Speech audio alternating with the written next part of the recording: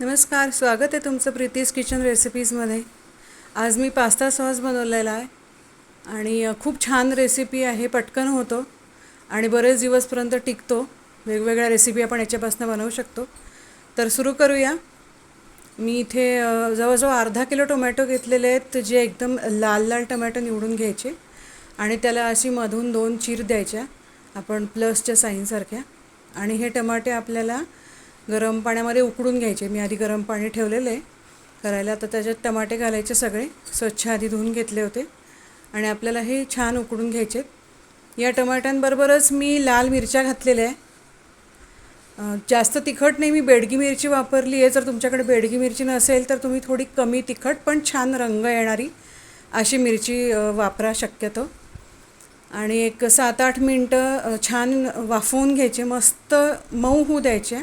मिरच्या आणि टोमॅटो दोन्ही छान मऊ होऊ द्यायचे। व्यवस्थित चेक करायचं थोड्या थोड्या वेळाने, झाकण ठेवून जरी शिजवलं तरी चालेल। आता टमाटे काढून घेतले आहे मी एका ताटामध्ये। थोडेसे गरम आहे, हाताला चटका लागतो आहे माझ्या। थोडे गार होऊ द्यायचे आणि मग त्याचे सालं काढून घेतले। टमाटे आणि मिरच्या दोन्ही मिक्सरमध्ये छान एकदम फाईन पेस्ट करून घ्यायची आपल्याला त्याची। हे बघा किती सुंदर पेस्ट केलेली आहे, एकदम फाईन पेस्ट करायची आपल्याला।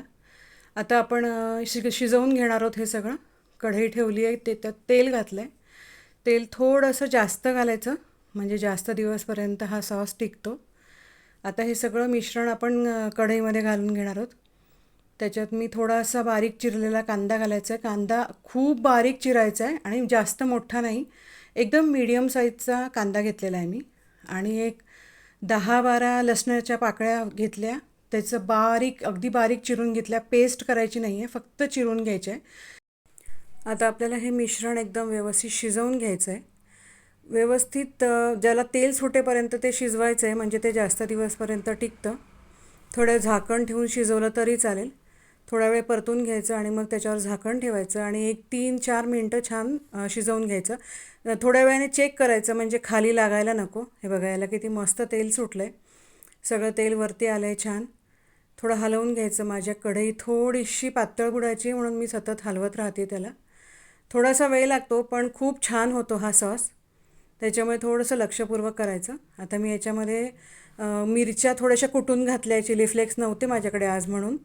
ऑरिगॅनो घातलेलं आहे आणि 4 ते 5 चमचे साखर घातली आहे, कारण टमाटे आपण घेतलेले आहेत त्याचा आंबटपणा थोडासा कमी होण्यासाठी।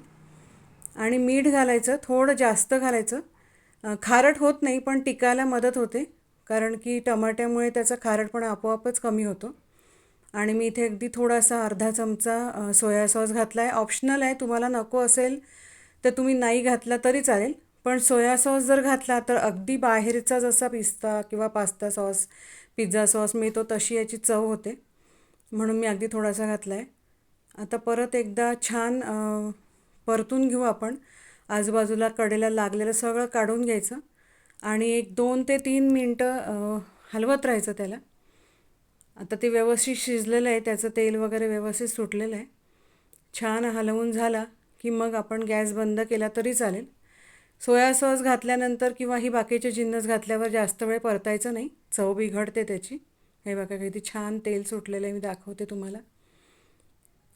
किती मस्त दिसतोय, कलर तर खूप छान आणि चव पण खूप छान येते। अगदी पराठ्याबरोबर, धिरड्यांबरोबर सुद्धा हा सॉस खूप छान लागतो खायला। आमच्याकडे खूप आवडतो माझ्या मुलांना। आता थोडंसं मी व्हिनेगर घातलेलं आहे टिकण्यासाठी। व्हिनेगर नसेल तर तुम्ही लिंबाचा रस अगदी थोडा घालायचा, 2 चमचे वगैरे। आणि पूर्ण गार करून घ्यायचा हा सॉस, जेव्हा आपण बरणीत भरतो त्याच्या आधी। आता झालेला आहे, गॅस बंद करायचा आणि व्यवस्थित रूम टेम्परेचरला गार करून मी बरणीत भरून ठेवला आहे। फ्रीजमध्ये पण ठेवू शकता तुम्ही।